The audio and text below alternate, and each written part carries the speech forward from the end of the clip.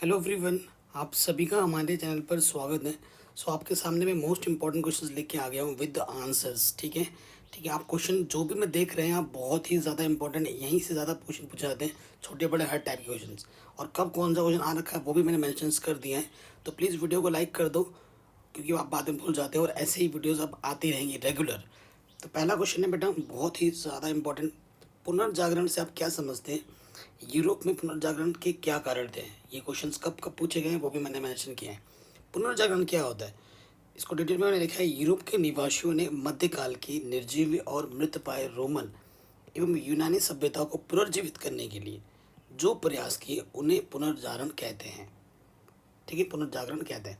पुनर्जागरण शब्द का प्रयोग उन सभी बौद्धिक परिवर्तनों के लिए किया जाता है जो मध्य युग के अंत में तथा आधुनिक युग के प्रारंभ में हुए।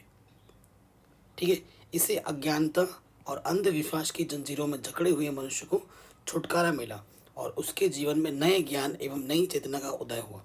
इसीलिए पुनर्जागरण को मध्यकालीन पुराने विचारों के विरुद्ध एक सांस्कृतिक एवं अहिंसक क्रांति की संज्ञा दी गई।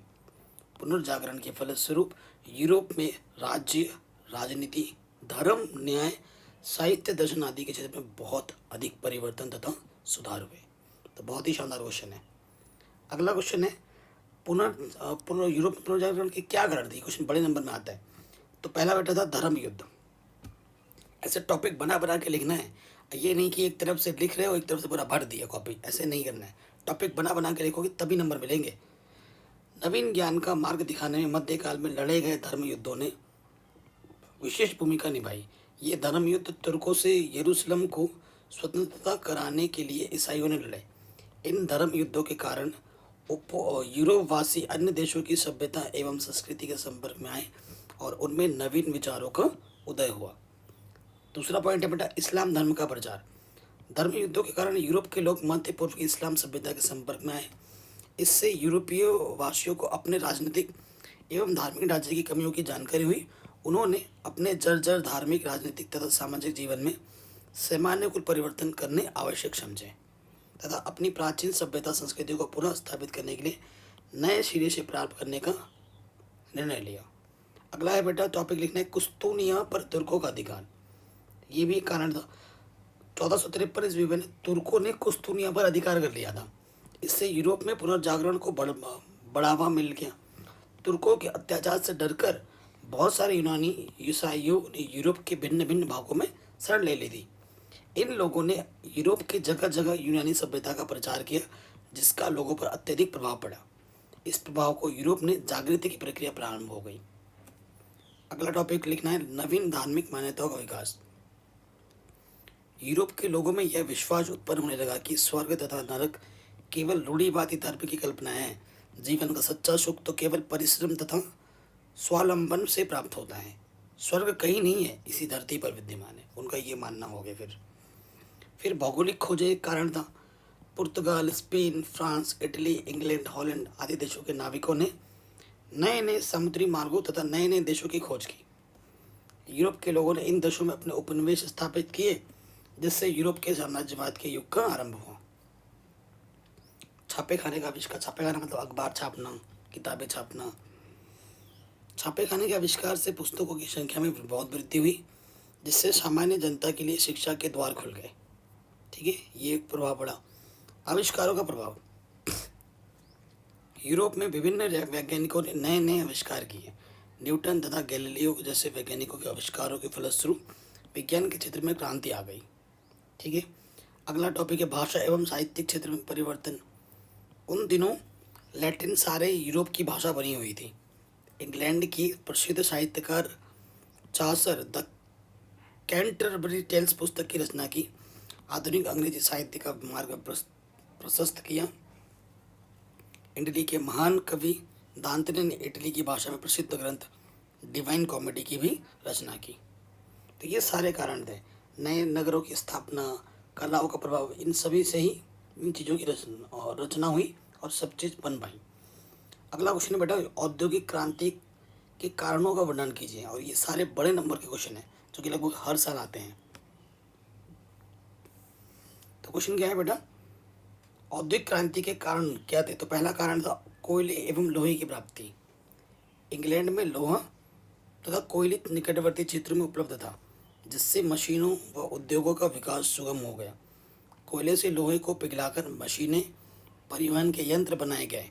संक्षेप में लोहे और कोयले की खानों की निकटता ने पूंजीवादियों को कारखाने खोलने की प्रेरणा दी। अगला था पूंजी की उपलब्धता। पूंजी मतलब पैसा। पूर्व के देशों के साथ व्यापार करके इंग्लैंड के व्यापारियों ने बड़ी मात्रा में धन कमाया था। वे अपनी पूंजी को व्यापार उद्योग में लगाने के लिए उत्सुक थे। इस प्रकार नए नए कारखानों की स्थापना के लिए पूंजी की कमी नहीं थी। उपनिवेशों की स्थापना। इंग्लैंड, फ्रांस, स्पेन तथा हॉलैंड ने एशिया, अफ्रीका, दक्षिणी अमेरिका ने अनेक देशों में अपने उपनिवेश स्थापित कर लिए थे। इन उपनिवेश से कारखानों के लिए कच्चे माल की प्राप्ति हुई और पक्के माल की खपत के लिए अच्छे बाजार भी मिल गए थे। वस्तुओं की मांग में वृद्धि। ठीक है, माल की ज़रूरत ज़्यादा होने लगी। यूरोप के देशों में मशीनों से बने उत्तम तथा सस्ती वस्तुओं की मांग बहुत ज़्यादा बढ़ गई थी, किंतु पुरानी उत्पादन प्रणाली के अंतर्गत उत्पादन की मात्रा को शीघ्रता से बढ़ाना संभव नहीं था। अतः वस्तुओं के बड़े पैमाने पर उत्पादन के लिए बड़े बड़े मशीनी कारखानों की स्थापना की गई थी। इससे औद्योगिकीकरण में और तेजी हुई। सस्ते मजदूरों का मिलना, ये भी एक कारण था। परिवहन, संदेश शक्ति के साधनों का भी विकास, ये भी एक कारण थे। तो कारण के डिटेल में भी आप अपने शब्दों को बनाकर लिख सकते हैं। वैज्ञानिक प्रगति। यूरोप में पुनर्जागरण तथा धर्म सुधार आंदोलन के साथ साथ बौद्धिक विकास का युग प्रारंभ हो गया। नए नए आविष्कार, खोज कार्य होने लगे। नई मशीनों, वैज्ञानिकों विधियाँ सुधरी और नए तकनीक ने उद्योग, कृषि, परिवहन और व्यापार के क्षेत्र में क्रांति उत्पन्न कर दी थी। ठीक है, इन सब के कारण से इसका विकास हुआ। अगला क्वेश्चन है, औद्योगिक क्रांति से क्या अभिप्राय है? आर्थिक व सामाजिक जीवन पर इसका क्या प्रभाव पड़ा? ये क्वेश्चन पूछा गया है। देखिए, तो 18वीं शताब्दी में औद्योगिक क्षेत्र में थोड़े समय में ही उत्पादन की तकनीक में जो आमूल परिवर्तन हुए उन्हें औद्योगिक क्रांति कहते हैं। आमूल मतलब बहुत ही ज़्यादा, ठीक है, उपयोगकारी। औद्योगिक क्रांति सर्वप्रथम इंग्लैंड में प्रारंभ हुई थी, क्योंकि इंग्लैंड में लोहे व कोयले की अपार भंडार थे। औद्योगिक क्रांति के फलस्वरूप पशु तथा मानवीय श्रम के स्थान पर मशीनों, भाप शक्ति का प्रयोग प्रारंभ हो गया। कुटीर तथा लघु उद्योगों के स्थान पर बड़े कारखानों की स्थापना होने लगी, जिससे उत्पादन के साधनों पर पूंजीपतियों का अधिकार हो गया।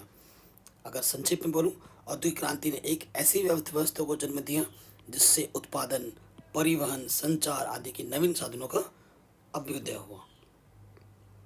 औद्योगिक क्रांति के आविष्कार। तो सबसे पहला बेटा है वस्त्र उद्योग। 1733 ईस्वी में जॉन के ने तेज चलने वाले एक फ्लाइंग शटल का आविष्कार किया। इसके द्वारा पहले की अपेक्षा दुगनी चौड़ाई के कपड़ा पहले से कम समय बुना जाने लगा। 1766 ईस्वी में जेम्स हरग्रीव्स ने सूत कातने की ऐसी मशीन बनाई जिसमें एक साथ 8 तकवे बारीक सूत काटते थे। इसी समय आर्कराइट ने एक मशीन बनाई जो पानी से चलती थी और बारीक सूत काटती थी। हरग्रीव्स की मशीन को भी स्पिनिंग जेनी तथा आर्कराइट की मशीन को वाटर फ्रेम नाम दिया गया। ठीक है, तो नई नई मशीन बनी जिससे वस्त्र उद्योग में क्रांति आ गई और नए नए जो वस्त्र बनने लगे वो तेजी से बनने लगे और ज़्यादा बनने लगे। तो ये ज़रूर लिखना। फिर था बेटा परिवहन। परिवहन के क्षेत्र में मतलब कोई भी चीज़ बना रहे हो तो ट्रांसपोर्टेशन भी सुविधा होनी चाहिए ना। इतना सारा माल बन रहा है तो ले जाओगे कैसे? सर्वप्रथम मैकडम ने पक्की सड़कें बनाने की विधि निकाली। मतलब माल ले जाना है, कच्ची सड़कें होंगी, उबाड़ खाबड़ होगा तो थोड़ी ना ले जा पाओ जल्दी, तो सड़कें बनाने की उनके मन में विचार आई। ब्रिटोले ने नामक इंजीनियर ने 1761 में मानचेस्टर के बर्सले एक नहर का निर्माण किया। जेम्स वाट के बाद 1814 ईस्वी में जॉर्ज स्टीफंस ने एक ऐसा इंजन बनाया जो लोहे की पटरियों पर चलता था, जिसे हम क्या बोलते हैं, ट्रेन। 1825 ईस्वी में स्कॉटलैंड ने डार्लिंगटन के बीच पहली रेलगाड़ी चलाई गई। ठीक है। औद्योगिक क्रांति का सामाजिक जीवन पर क्या प्रभाव पड़ा? तो नगरों का विकास हुआ। औद्योगिक क्रांति के फलस्वरूप नए नए नगरों की स्थापना हुई तथा पुराने नगरों का विकास हुआ। नए वर्गों का उदय हुआ। औद्योगिक क्रांति के कारण समाजपुती और श्रमिक दो वर्गों में बढ़ गया। देखो, जो फैक्ट्री लगा रहे हैं वो तो पूंजीपति हो गए और जो काम कर रहे हैं वो श्रमिक की कैटेगरी में आ गए, तो दो वर्गों में बढ़ गया। श्रमिकों की दयनीय दशा। देखो, दयनीय दशा क्या थी? तो जो श्रमिक थे वो काम कर रहे थे लेकिन उनको उनका रोजगार नहीं के अनुरूप उनको पैसे नहीं दिए जाते, उनसे ज़्यादा काम कराया जाता था। तो ये लिखोगे आप। स्त्री और बच्चों का शोषण, अधिकाधिक लाभ कमाने के लालच में मालिकों ने स्त्रियों और बच्चों को भी काम पर लगा लिया, किंतु पुरुषों की अपेक्षा उनको कम मजदूरी जाती थी। ठीक है, तो शोषण होता था, काम तो भाई करवा रहे हो आप जबरदस्ती ऊपर से और कम सैलरी भी दे रहे हो, तो ये शोषण था। मलिन बस्तियों में वृद्धि, मलिन मतलब जो झुग्गी झोपड़ी में रहते हैं ना, ऐसे बस्तियों की वृद्धि हो गई। नैतिक मूल्यों का पतन, गांवों से आने वाले श्रमिकों को नगरों में एकाएक जीवन बिताने के लिए बाध्य होना पड़ा, जिससे पारिवारिक विघटन प्रारंभ हो गया। मजदूर मनोरंजन तथा विनोद के अभाव में मदिरा, जुआ, वेश्यागमन, अश्लील साहित्य के शिकार हो गए। अब ठीक है, हमारे यहाँ पर हम मनोरंजन के लिए क्या करते हैं, टीवी देखते हैं, मोबाइल चलाते हैं, कुछ भी करते हैं ना, वहाँ पर ऐसा नहीं था। तो जब वो क्या करते थे, दारू पीते थे, जुआ खेलते थे, वैश्या, ठीक है, अश्लील चीज़ों पर ज़्यादा ध्यान देते थे। अगला टॉपिक है औद्योगिक क्रांति का आर्थिक जीवन पर क्या प्रभाव पड़ा। तो क्वेश्चन ऐसे बना बना के आ सकते हैं। तो उत्पादन में वृद्धि, औद्योगिक क्रांति के कारण बड़े बड़े कारखानों की स्थापना हुई, जिनमें बड़ी बड़ी मशीनों द्वारा कम लागत पर विभिन्न वस्तुओं का विशाल स्तर पर उत्पादन किया जाने लगा। पूंजीवाद का विकास, उत्पादन में निरंतर वृद्धि के कारण उद्योगपतियों के लाभ बढ़ते गए, उनके पास विशाल मात्रा में पूंजी पैसा आने लगा, जिससे वे नए नए कारखाने खोलते गए। फलस्वरूप पूंजीवाद का विस्तार होता गया। ठीक है, जीवन स्तर में वृद्धि, एक और उत्पादन में वृद्धि से समाज में आजीविका के नए नए स्रोत खुल गए, लोगों को रोजगार मिल रहा था, जिससे श्रमिकों की आय में भी वृद्धि हुई। दूसरी ओर श्रमिकों को उपभोग के लिए नाना प्रकार की वस्तुएं मिलने लगी। उपभोग मतलब जीवन यापन के लिए, सुख शांति के लिए। श्रमिकों के जीवन स्तर भी सुधर गए थोड़े बहुत। कृषि को विकास, औद्योगिक क्रांति के कारण कृषि यंत्रों, कृषि की तकनीक, विधियों में क्रांतिकारी परिवर्तन हुए, जिससे कृषि उत्पादन में कई गुना वृद्धि हुई। फलस्वरूप कृषकों की दशा में भी सुधार आया। परिवहन के साधनों का विकास, औद्योगिक क्रांति के कारण रेल, सड़क, जल परिवहन के साधनों का बहुत अधिक विकास हुआ। फलस्वरूप वाणिज्य व्यापार का बहुत अधिक विकास तथा विस्तार भी हुआ। आय का असमान वितरण, औद्योगिक क्रांति के फलस्वरूप पूंजी थोड़े व्यक्तियों के हाथ से संचित होने लगे, क्योंकि कारखानों के लाभ से मिल मालिक और अधिक धनी होते गए। दूसरी ओर असंख्य मजदूर थे जो कम मजदूरी मिलने के कारण भी गरीबी जीवन व्यतीत कर रहे थे। समाजवाद का उदय, संपूर्ण विश्व में समाजवादी विचारधारा का उदय औद्योगिक क्रांति के कारण ही हुआ था। ठीक है, अगला क्वेश्चन देखो कितने साल पूछा गया है। फ्रांस की क्रांति के कारण लिखिए किन प्रमुख दार्शनिकों ने इसे प्रभावित किया। ठीक है, तो कारण क्या है, 18वीं सदी में फ्रांस के स्वेच्छाचारी और निरंकुश शासकों की सड़ी गली पुरातन व्यवस्था चल रही थी।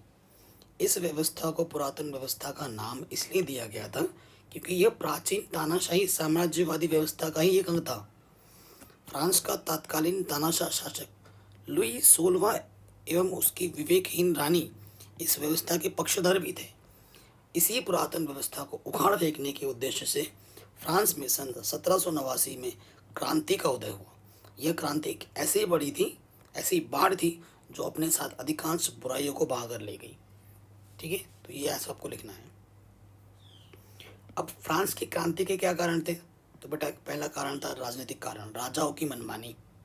ठीक है, फ्रांस के राजा स्वेच्छाचारी तथा निरंकुश थे। वे राजा के देवी अधिकारों से विश्वास रखते थे और स्वयं को ईश्वर का प्रतिनिधि मानते थे, और लोग अपने प्रजा पर जुल्म करते थे। राजाओं द्वारा अपव्यय, राजा जनता पर नए नए कर लगाते, टैक्स तथा करों के रूप में वसूली धनराशि को मनमाने ढंग से विलासिता का कार्यों में खर्च करते।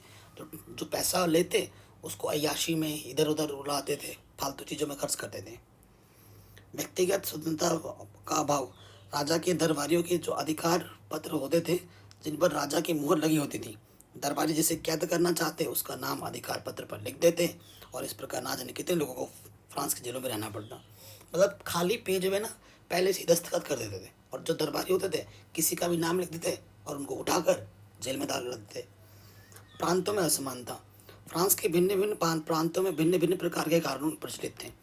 फिर धनी निर्धन वर्ग के लिए अलग अलग कानून होते थे, मतलब जो अमीर है उनके लिए अलग कानून, जो गरीब है उनके लिए अलग कानून, तो ये भी गलत था।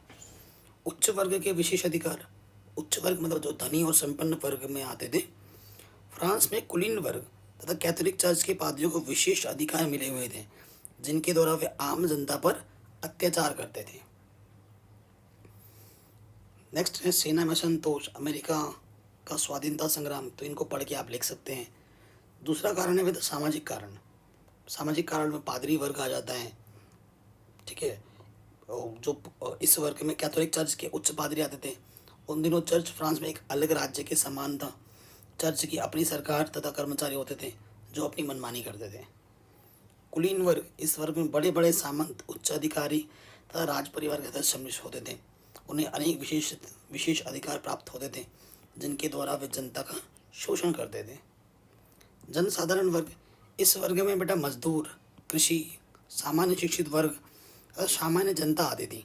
इसी वर्ग के शिक्षित लोगों को भी शासन में भाग लेने का अधिकार नहीं था। तो जो निम्न वर्ग के लोग थे उन्हें शासन में कोई अधिकार नहीं दिया जाता था। आर्थिक कारण क्या थे? जनता का आर्थिक शोषण, ठीक है, लंबे तथा खर्चीले युद्धों, राज दरबार की शासन शौकत, उच्च वर्ग के विलासित जीवन के लिए जो धन, ठीक है, धन की कमी हो जाती थी और फिर छोटे छोटे जो गरीब जनता पे टैक्स लगा देते थे और टैक्स के पैसों से वो लोग अय्याशी करते थे। उच्च वर्गों को करों से मतलब जो अमीर होते थे ना उनको कोई टैक्स नहीं देना होता था और फिर भी इसी चीज़ के लिए जनता में रोष आ गया था। विलासी और अपव्ययी राज दरबार, विलासी का मतलब बहुत ही मतलब किसी चीज़ की कोई टेंशन नहीं, किसी चीज़ की सोच विचार नहीं, बस अय्याशी में मैं और भी कोई सी चीज़ की सोच बूझ नहीं, बस पैसे उड़ा देना, किसी चीज़ को बिना सोचे से कर देना। अमेरिका को वित्तीय सहायता, फ्रांस ने इंग्लैंड से बदला लेने के लिए अमेरिका को सैनिक तथा वित्तीय सहायता दी।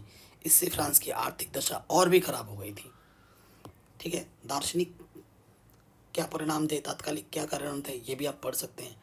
तो टॉपिक बना के आपको लिखने पड़ेंगे तभी आपको भरपूर नंबर मिलेंगे, ठीक है।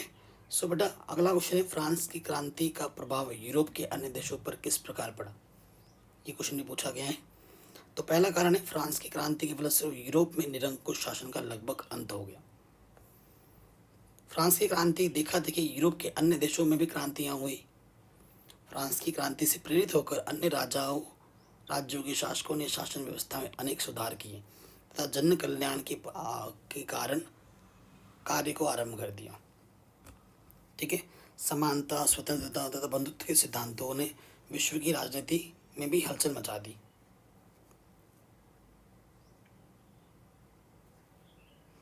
इंग्लैंड में लोकतांत्रिक आंदोलन को बल मिला जिससे वहां संसदीय सुधारों का तांता लग गया। अमेरिका का महाद्वीप के अनेक देशों ने पुर्तगाल तथा स्पेन के उपनिवेशों को समाप्त करके गणतंत्र स्थापित कर दिए थे। संसार के अनेक राष्ट्रों ने वयस्क मताधिकार का प्रचलन प्रारंभ हुआ। फिर और क्या कारण थे? फ्रांस की क्रांति के ने धर्मनिरपेक्ष राज्य की अवधारणा को जन्म दिया और लोकप्रिय संप्रदाय के सिद्धांत का प्रतिपादन किया, ठीक है। इस क्रांति ने सदियों से चली आ रही यूरोप की पुरातन सामंती व्यवस्था का भी अंत कर दिया था। इस क्रांति ने इंग्लैंड, आयरलैंड तथा अन्य यूरोपीय देशों की विदेश नीति को प्रभावित किया। तो ये सारी चीज़ आपको लिखनी है। अब आते हैं लघु उत्तरीय प्रश्न में। अभी तक लॉन्ग लॉन्ग पढ़ रहे थे हम। यूरोप में पुनर्जागरण सर्वप्रथम कहाँ और कब क्यों आरंभ हुआ?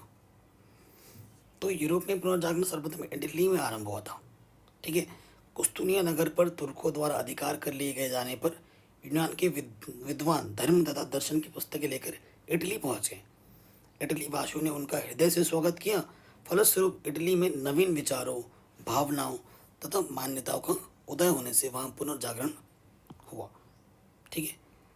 तो कारण की अगर बात करें तो इटली के अनेक नगर वाणिज्य तथा व्यापार के केंद्र होने के कारण समृद्ध थे। इटली के नगर सामंती नियंत्रण से मुक्त थे। इन नगरों के स्वतंत्र व्यापार से पुनर्जागरण को प्रोत्साहन मिला। इन नगरों के शासन कला प्रेमी थे। उन्होंने कुस्तुनिया से आने वाले यूनानी विद्वानों का भी स्वागत किया। अगला क्वेश्चन है, धर्म सुधार आंदोलन के प्रमुख परिणाम की विवेचना कीजिए। तो प्रमुख सुधार तो क्या था? कैथोलिक चर्च में सुधार हुआ, प्रोटेस्टेंट धर्म का उदय हुआ, इंग्लैंड का विकास हुआ, शासक वर्ग की शक्ति में वृद्धि हुई, पोप की शक्ति का पतन हुआ, राजकीय संपत्ति एवं शक्ति में भी वृद्धि हुई, गिरजाघरों में व्याप्त बुराइयों को भी दूर करने का प्रयास किया गया। अगला क्वेश्चन है, भौगोलिक खोजों के 3 प्रभाव को लिखिए। तो यूरोप में बड़े बड़े व्यापारिक केंद्रों का विकास होने लगा और इंग्लैंड, फ्रांस, स्पेन तथा पुर्तगाल जैसे देश धनी और शक्तिशाली होने लगे। यूरोपीय देशों में अपने उपनिवेश बनाने और अपना साम्राज्य बढ़ाने की प्रतिस्पर्धा भी होने लगी। मैं ज़्यादा करूँगा, मैं ज़्यादा बनाऊँगा, ठीक है। आगे बढ़ने की होड़ लग गई। यूरोप के शरणार्थी अमेरिका में जाकर बसने लगे और वहाँ पर अपनी सभ्यता संस्कृति का विकास करने लगे। तो ये तीनों लिखना है आपको। अगला क्वेश्चन बहुत इंपॉर्टेंट है। औद्योगिक क्रांति के दो प्रमुख कारणों का वर्णन करना है आपको, ठीक है। तो दो कारण क्या थे, एक था बेटा वैज्ञानिक प्रगति, दूसरा था कृषि क्रांति। तो वैज्ञानिक प्रगति में यूरोप में पुनर्जागरण तथा धर्म सुधार आंदोलन के साथ साथ बौद्धिक विकास को युग प्रारंभ हो गया था। नए नए आविष्कार खोज कार्य होने लगे, नई मशीनें, वैज्ञानिक विधियाँ सुधरी, तकनीक में उद्योग, कृषि, परिवहन, ये सब चीज़ें ना वहाँ पर क्रांति ला दी। कृषि क्रांति क्या है, 18वीं शताब्दी में प्रारंभ में इंग्लैंड में एक प्रकार से कृषि क्रांति हो गई थी, जिसके कारण उत्पादन में तेजी से वृद्धि होने लगी। नस्ल सुधार से पशुधन में भी वृद्धि हुई, जिसने खेती के साथ साथ भोजन की भी स्थिति को सुधार दी। तो ये दो प्रमुख कारण थे। 1789 में फ्रांस की राष्ट्रीय सभा द्वारा की गई तीन प्रमुख घोषणाओं का वर्णन कीजिए। तो तीन प्रमुख घोषणा क्या थी बेटा, मानव और नागरिक अधिकारों की घोषणा, ठीक है। उसके बाद विशेष अधिकारों की समाप्ति और चर्च द्वारा संपत्ति संग्रह पर रोक। ये तीन घोषणा थी जो उन्होंने की थी और उनके बारे में यहाँ पर मैंने सामने लिख दिया है। अगला क्वेश्चन है, फ्रांस की क्रांति में टेनिस कोर्ट की शपथ का क्या महत्व है, इसके कारण और परिणाम पर प्रकाश डालिए। तो स्टेट्स जनरल फ्रांस की प्राचीन संसद थी, जिसमें 3 सदन थे, अर्थात 3 वर्गों का प्रतिनिधित्व था। प्रत्येक वर्ग का अलग अलग अधिवेशन होता था। 1664 ईस्वी के बाद अब तक इसका कोई अधिवेशन नहीं हुआ था। स्टेट्स जनरल के सदस्यों की कुल संख्या इतनी थी, जिसमें 308 पादरी थे, 285 कुलीन वर्ग के थे और 681 जनसाधारण वर्ग के सदस्य थे। राजा ने धन की कमी को पूरा करने के लिए इस आशा से 1789 में इसका अधिवेशन बुलाया कि वह नया कर लगाने की अनुमति दे देगी। जनता वर्ग ने करों का विरोध किया और संयुक्त अधिवेशन की मांग की। राजा तथा दरबारी वर्ग में इसका विरोध किया तथा सभा को भंग करना चाहा। जनता वर्ग ने सभी से हटने से इनकार कर दिया। इसी बीच बैठक में तृतीय सदन क्या है कि प्रारंभ में हंगामा होने लगा। फ्रांस के प्रसिद्ध विद्याविद ABCH ने एक पुस्तक विस्तृत की, जिसमें लिखा था, तृतीय सदन की इस राष्ट्र का पर्याप्त है कि तो देश की सरकार ने उसकी पूर्णतः उपेक्षा कर रखी है। मतलब जो जनसाधारण वर्ग था उसे तृतीय सदस्य के में रखा गया था, जिसको वो लोग मानने से इनकार करते थे हमेशा। 6 मई 1789 में तीनों वर्ग के सदस्यों ने अलग अलग भवनों की बैठक की। जनसाधारण वर्ग का नेतृत्व किया मीराबो ने। फिर टेनिस कोर्ट की शपथ क्या है उसके बारे में पढ़ते। फ्रांस के तत्कालिक राजा लुई 16वां ने सामंतों, कुलीनों व पादरियों के दबाव में आकर साधारण वर्ग की सभा भवन को बंद करा दिया और इस वर्ग को सभा स्थगित करने का आदेश दिया। राजा ने इस आदेश के विरोध में तृतीय सदन के सभी सदस्य भवन के निकट टेनिस कोर्ट के मैदान में एकत्रित हो गए तथा तृतीय वर्ग के नेता मीराबो की अध्यक्षता में शपथ ग्रहण की, जिसमें संकल्प लिया कि हम यहाँ से उस समय तक नहीं हटेंगे जब तक हम देश के लिए संविधान का निर्माण नहीं कर लेंगे, भले ही हमारे विरुद्ध संगीनों से ही क्यों ना काम लिया जाए। फ्रांस के इतिहास में यह संकल्प टेनिस कोर्ट की शपथ के नाम से विख्यात था। तो आई बात समझ में कि टेनिस कोर्ट की शपथ क्या थी, तो ये थी। अब आते हैं अति लघु उत्तरीय प्रश्न, मतलब बहुत ही छोटे के एक वर्ड्स के, कि पुनर्जागरण का क्या अभिप्राय है। पुनर्जागरण का अभिप्राय है पुनर्जन्म या अंधकार से मिलकर ज्ञान का पुनः प्रसार।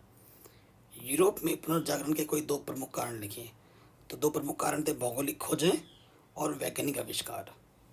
माइकल एंजेलो कौन था, उसकी एक कृति का नाम बताइए। तो बेटा माइकल एंजेलो एक चित्रकार था, उसकी प्रसिद्ध कृति है द फॉल ऑफ मैन। दांते कौन था, दांते इटली के एक महान कवि थे, उन्होंने इटली की भाषा में प्रसिद्ध ग्रंथ डिवाइन कॉमेडी की रचना की थी।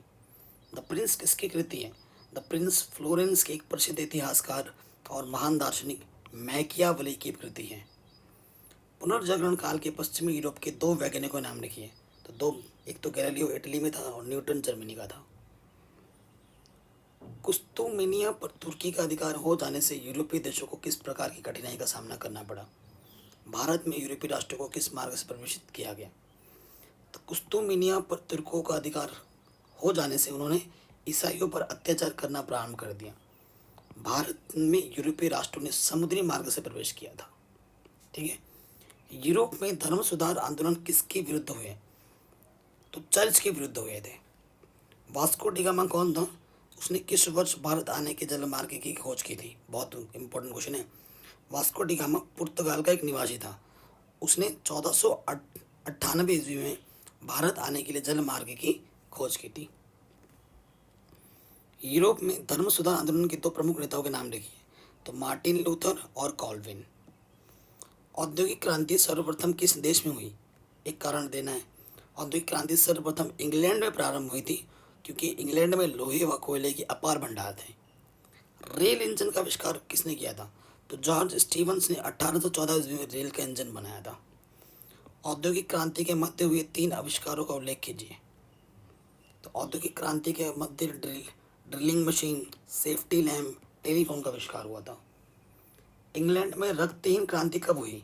उस समय वहाँ का राजा कौन था? तो इंग्लैंड में रक्तहीन क्रांति 1688 में हुआ था और उस समय वहाँ का राजा जेम्स द्वितीय था। फ्रांस की प्राचीन संसद का क्या नाम था? तो उसका नाम था स्टेट्स जनरल। रूसो कौन था? उसने कौन सी पुस्तक लिखी थी? तो रूसो फ्रांस का एक महान दार्शनिक, लेखक और शिक्षा शास्त्री था। उसने सोशल कॉन्ट्रैक्ट नामक प्रसिद्ध ग्रंथ की रचना की थी।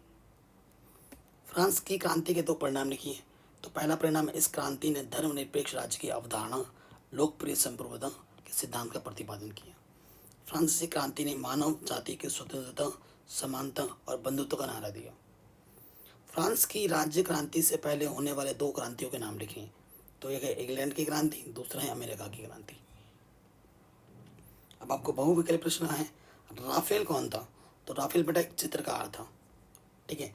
मोनालिसा का चित्रकार क्या था? तो लियोनार्दो दा विंची उसके राइटर थे। पुनर्जागरण के प्रवर्तक के रूप में कौन जाने जाते हैं? पेट्रॉक जाने जाते हैं। शेक्सपियर किस देश का नागरिक था? इंग्लैंड का।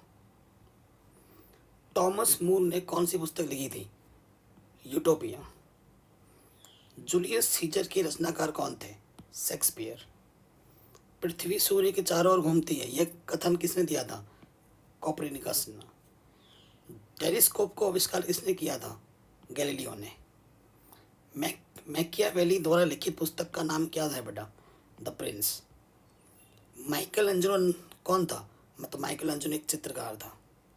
यूटोपिया के रचनाकार कौन थे? टॉमस। लियोनार्दो दा विंची कौन था? एक चित्रकार था। लेवियाथान के लेखक कौन थे? हॉब्स थे। टॉमस मूर था एक महान क्या? लेखक। मार्टिन लूथर द्वारा चलाए गए आंदोलन का क्या नाम था? तो वो था बेटा प्रोटेस्टेंट। मार्टिन लूथर ने धर्म सुधार आंदोलन किस देश से प्रारंभ किया था? इटली से प्रारंभ किया था। समुद्री मार्ग से सर्वप्रथम भारत पहुंचने वाला विदेशी व्यक्ति कौन था? तो वो था बेटा Vasco da Gama. Saint Paul गिरजाघर स्थित कहाँ है? रोम में। प्रोटेस्टेंट आंदोलन का नेतृत्व किसने किया? मार्टिन लूथर ने किया। फ्रांसिस ड्रेक की प्रसिद्ध का क्या कारण था? तो समुद्री मार्ग से विश्व की परिक्रमा करना। निम्न में से किसने रोमन कैथोलिक धर्म की तीव्र आलोचना की थी? मार्टिन लूथर ने। महान धर्म सुधारक मार्टिन लूथर किस देश के निवासी थे? जर्मनी के। बार्थोलोमेओ डियाज ने निम्न में से किसकी खोज की थी? उत्तमाशा अंतरीप की।